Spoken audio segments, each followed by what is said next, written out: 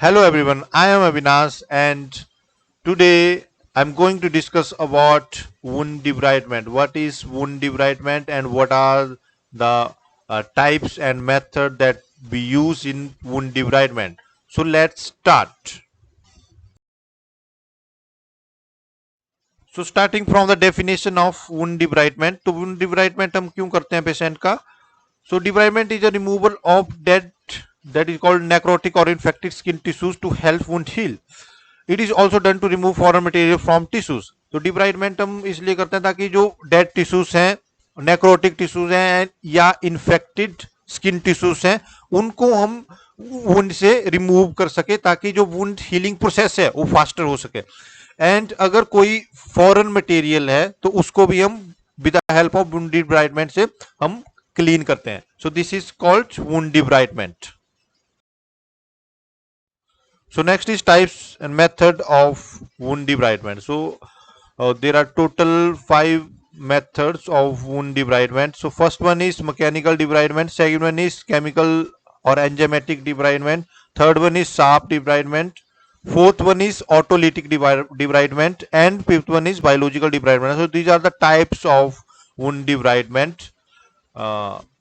So we are going to discuss these one by one.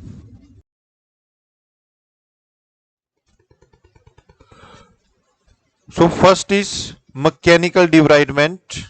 So mechanical debridement में हम क्या करते हैं? It is the process of removal of damage tissue और foreign objects from the wound by physical force.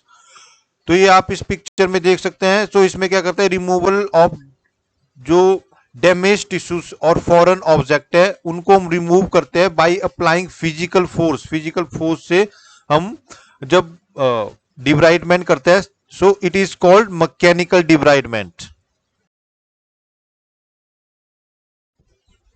So next is chemical और enzymatic debridement. So chemical और enzymatic debridement में हम क्या करते हैं? टॉपिकल एप्लीकेशन का यूज करते हैं और प्रोटियोलिटिक सब्सटेंसेस, जो प्रोटियोलिटिक सब्सटेंस है, फॉर एग्जांपल एंजाइम्स का हम यूज करते हैं that can assist in removal of devitalised tissues from the wound. तो जो डिवाइटलाइज्ड टिश्यूज होते हैं वो रिमूव हो जाते हैं। जो डेड नेक्रोटिक टिश्यूज है वो जो वुंड है वहां से क्लीन हो जाता है ताकि जो हीलिंग प्रोसेस है वो फास्टर हो सके। So this is called chemical और एंजाइमेटिक डिब्राइडमेंट।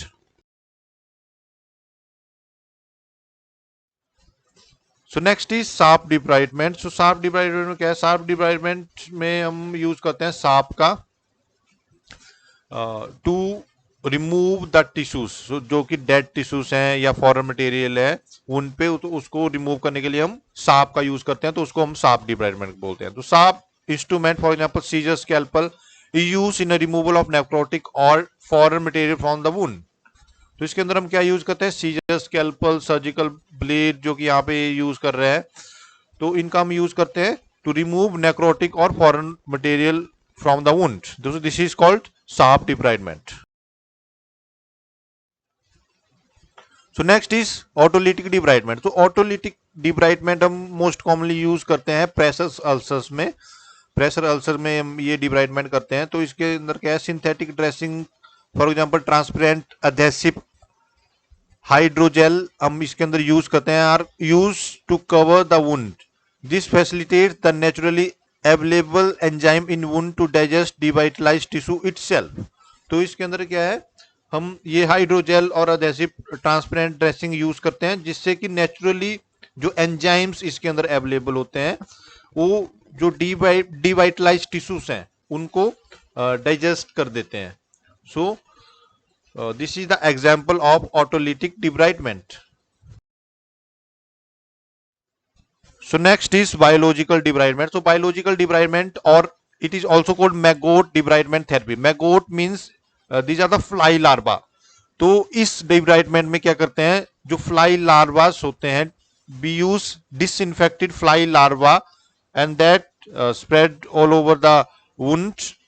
ये आप पिक्चर में देख सकते हो। इसको प्लेस करते हैं जो वुंड है उसके ऊपर, और ये लार्वा क्या करते हैं? जो इंजस्ट कर देते हैं जो डेड टिश्यूज होते हैं या फॉरेन मटेरियल होता है वुंड पे, उसको इंजस्ट कर देते हैं और ये क्लीन कर देते हैं उनको। तो इस तरह से हम बायोलॉजिकल डिब्राइडमेंट करते हैं। सो introduction to live disinfected maggot, that is called fly larva, into the non-healing skin and soft tissue of the human for the purpose of cleaning out the necrotic tissue within the wound. So this is called biological debridement. So I hope you understand well. If you like my video, please hit the like button and subscribe my channel. So thanks once again.